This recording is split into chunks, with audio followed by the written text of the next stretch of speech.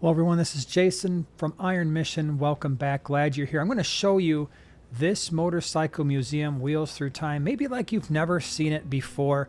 It is an awesome place and somewhere I think you should absolutely go. So many people I talk to do all the awesome rides in Tennessee and in North Carolina. And then I ask them, hey, did you go to the Wheels Through Time Museum? And the answer is always like, wait, what?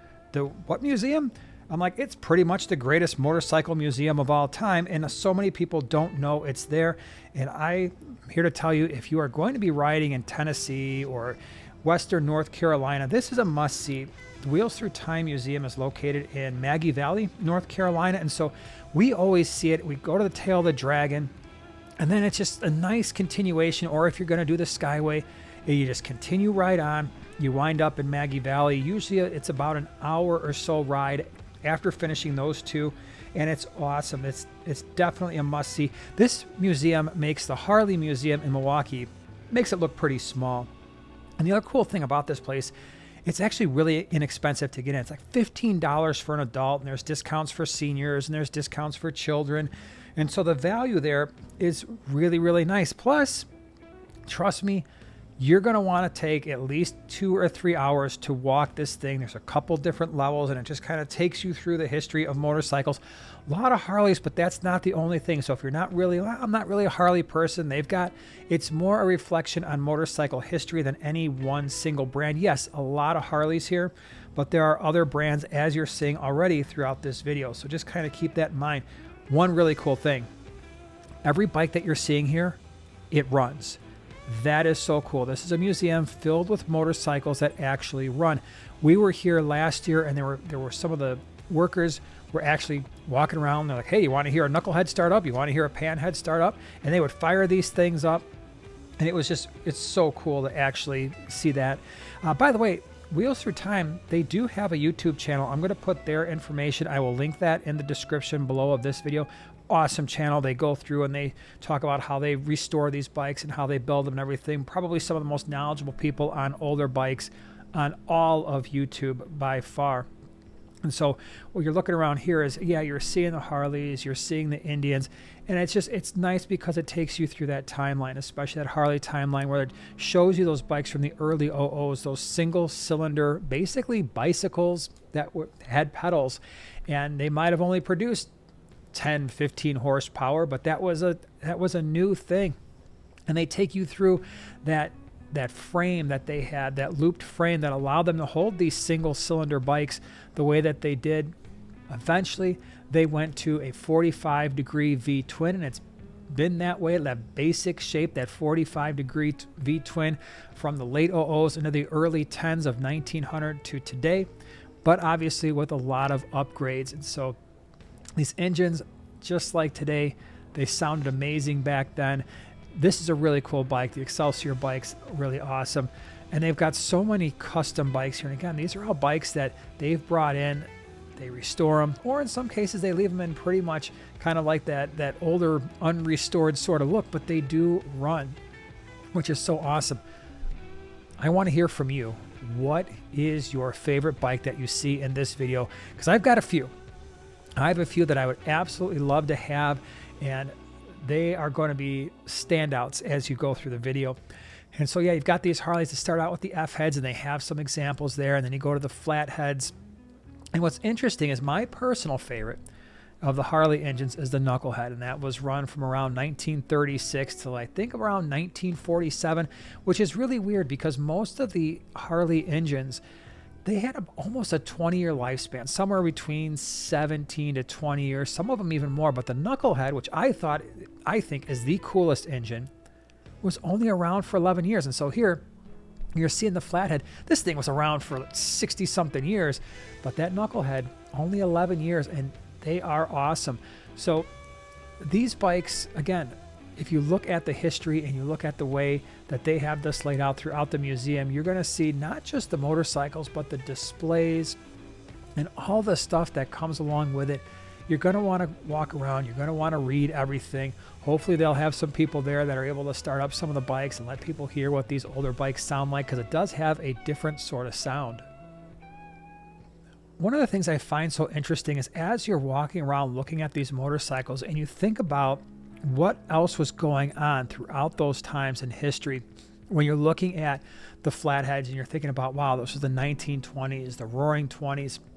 And they went from those olive gas tanks, and then eventually around the early 30s, here's a nice knucklehead right here, they had to switch things up. They had to make the bikes more enticing because you're in the middle of the Great Depression. And so what did they do? They didn't have a lot of money to develop a whole lot of new tech, but they made the bikes look nicer. And so they added more color, and they added the graphics and those types of things in the 1930s. And of course, in 36, they came out with the Knucklehead, and that was one of those bikes that really transformed Harley and really pushed them ahead of Indian pretty much permanently. But they really focused on that styling as well. This is cool. You got the Knucklehead on the right and the Panhead there right in the center. But they really focused in the 1930s on developing that technology. And every time they did that, they increased horsepower. The bikes ran smoother. They ran quieter. They ran cooler.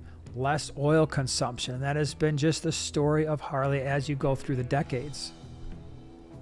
And it was interesting to see, even though in the 1930s and 40s they developed the Knucklehead engine, they used a lot of the flatheads for their racers, whether it was board track racing or uphill racing. That was the race bikes. Those were the ones that the racers really loved to just work on. You're going to see a little bit later, there is a bike here that at the time broke a quarter-mile record. That was a sub 10-second motorcycle, which is insane when you think about how old some of these bikes are.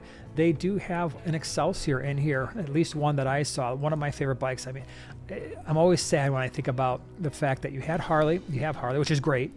This color, absolutely loved. It's one of my favorite paint schemes in the entire place.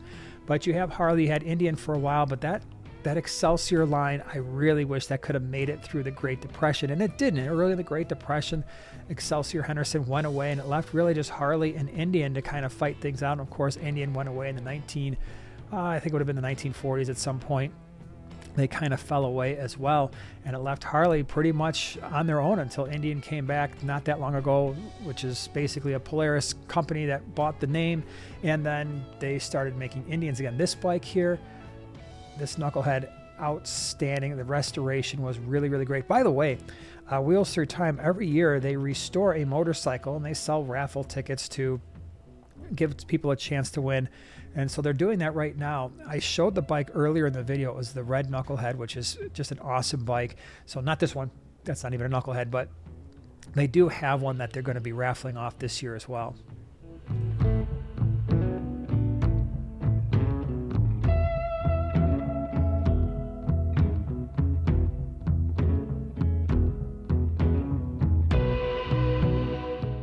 This, of course, was my favorite section because you've got the Knuckleheads all lined up there. That gold is a very interesting look.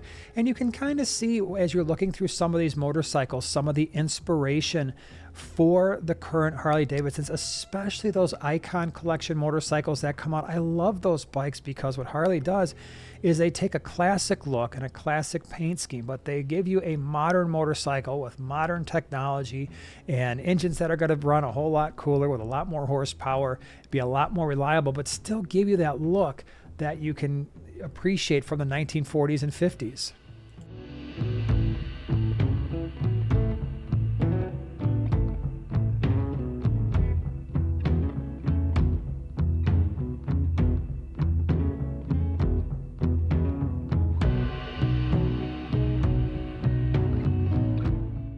I'm actually surprised the sidecar hasn't made a comeback. You know, it's funny with motorcycles and just about anything else. You'll have something go in style, then something come out of style. You know, scooters would be a really great example of that. They can be really in style and then out of style.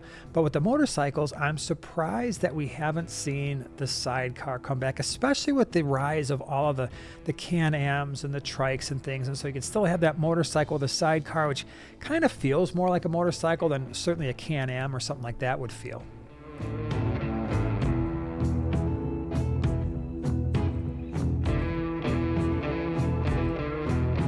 How cool is this? The first person to cross the United States on a bike in I think it was 1906 or so, on this. I mean, sometimes we talk about, oh, you know what, I did a motorcycle trip. It was 1,000 miles, and we've got these big touring bikes with pretty much everything you could possibly ask for, and people are basically crossing them on a motorcycle that's bicycle-like. And not nearly as refined as what we have today.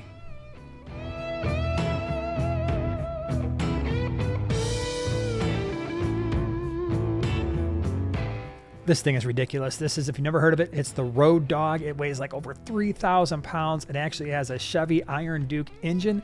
That's what powers this thing. And it has hydraulic. You can see the hydraulic shocks to hold the thing up because you can't put it on a kickstand.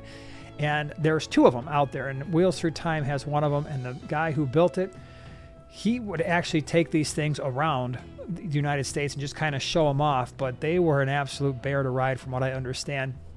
Again, the thing is as long as a car and as heavy as a car. So try riding that long distance. That'd be absolutely crazy. This Crocker was really cool. That had a really nice paint scheme as well.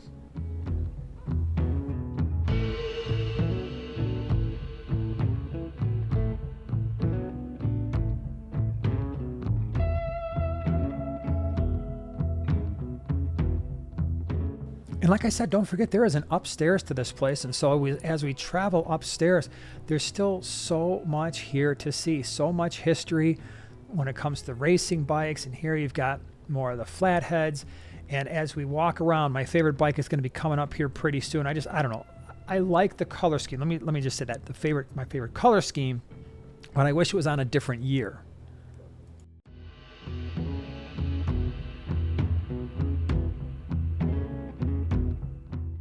And for those of you wishing that Harley would actually make that Bronx, they've got a history. They're able to do it. They've made race-type bikes in the past, even modern racers. I really wish they would bring that Bronx out just to give us something different. This is one of my favorites. I think if I could go back and buy an older bike, that might be one of them. Of course, a Knucklehead would be another one. Here are some older Sportsters, which I thought was pretty cool. They just had them kind of lined up so you could compare and contrast. And of course, they had some Buells there back when Buell and Harley were associated with one another. This is the bike I was talking about. Quarter mile in 9.4 seconds. That is insane. My race bike in the 1990s, my Yamaha FCR 1000, was a sub 10-second bike, but it would have probably been beaten by that bike, I'm thinking, at 9.4. I don't think I was quite that fast in the quarter mile, but that was absolutely crazy. I'm a sucker for that black and gold. It just brings me back to the 1980s, that kind of feel, that look.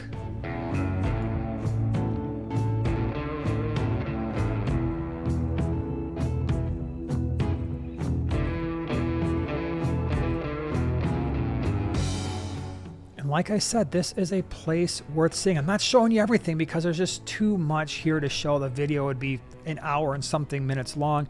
And so I just wanted to hit some of the highlights. If you are in the North Carolina area, Maggie Valley, if you're going to be riding Tail the Dragon and the Skyway and all the Blue Ridge Parkway, definitely worth checking out. This right here, I don't know why, but coming up, you've got this purple and maroon, or maroon and green. Very cool. Definitely my favorite color scheme. Wish it was on a Knucklehead. But like I said, worth checking out if you're going to be riding in that area. This is a great place to go. You're going to spend a few hours here. Just plan on it. As always, thank you so much for being here. Ride safe, everybody, and we'll see you next week.